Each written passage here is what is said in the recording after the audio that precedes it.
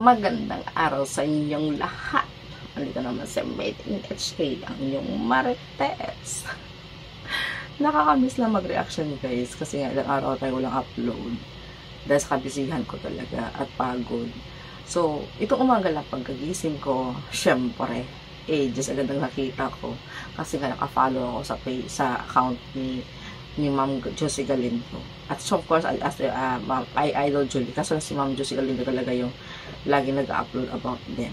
Kung ano mga gigs sa nila. Nakasubaybay ako niyan guys. Hindi lang talaga ako nag-upload. Kasi alam ko naman, napapanood talaga yan sila. Pero ito lang talaga, medyo na-intriga lang talaga ako. May affab na si Idol Julie.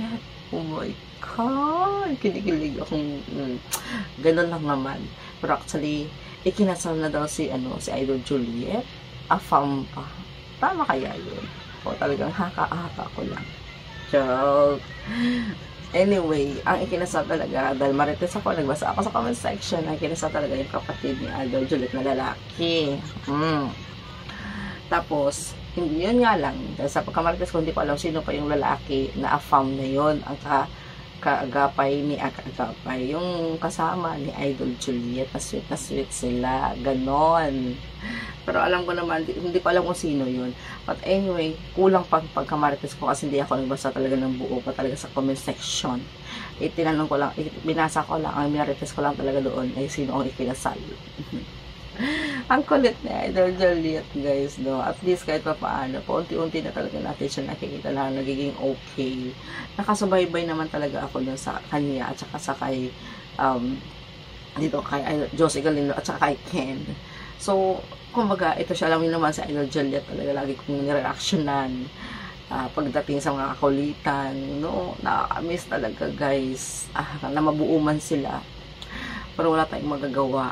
Ganun talaga ang buhay. At least, nakikita natin na ang ating idol na sa Idol Juliet ay paunti-unti nang nagiging okay.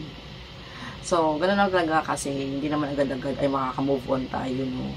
Parang ganun lang yun na bigo ka sa pag-ibig or nag-break kayo ng jowa mo na kailangan talaga kumaga on process yan ba? So, hindi in magic magiging okay ka. Hindi yun. Slowly talaga yan na magiging okay ka. Walang shortcut na process talaga guys. So at least this time nakikita ko naman talaga na paunti-unti na siya ng nagiging nakaka-overcome. Actually nakikita ko din naman minsan nag-emote din siya. Pero hindi na siya gaya ng bago pa lang talaga. Kaya yun lang ang marites ko kasi na-miss ko naman talaga mag-marites about sa ating idol. So diba? At ito pa ha, may dumaan kasi sa aking goal na yung nga si May yata, solid supporters nila yan talaga. Or admin, I'm not sure. Nakita ko lang yung post niya na sumasayaw sila. Tatlo. Yun o. No, naalala ko naman talaga yung kakulitan ni Idol Mercy. Ayun, kasi paano mo siya makakalimutan kasi everyday nakita mo pa rin yung mga upload nila. Everyday talaga nakakita ko yan, andyan pa rin yung mukha talaga ni Idol Mercy. Siyempre, nasa puso't isip naman talaga natin yan. Kung at least, yun lagi natin siyang naalala ba? No? Na hindi talaga natin makalimutan ng isang Mercy. So, ang ganda kasi kulit niya eh. Parang siya laging nag-leader sa mga sayawan. Kasi siya yung mahilig talaga sumayaw-sayaw, diba? So, nadadala yung mga dalawang kapatid niya. So, yun nakakamiss ang banding talaga nila. Na hindi na maibabalik. Pero syempre, doon na sa ating puso at isipan, lagi natin maalala yun. So, yun lang. Ang cute kasi nilang tatlo ba? Iba talaga pa rin kasi buo talaga sila. Pero that's life. Kailangan pa rin talaga natin tanggapin ang buo at mag-move on. Kaya mga ka-ages dyan, sa muli, maraming salamat sa inyo.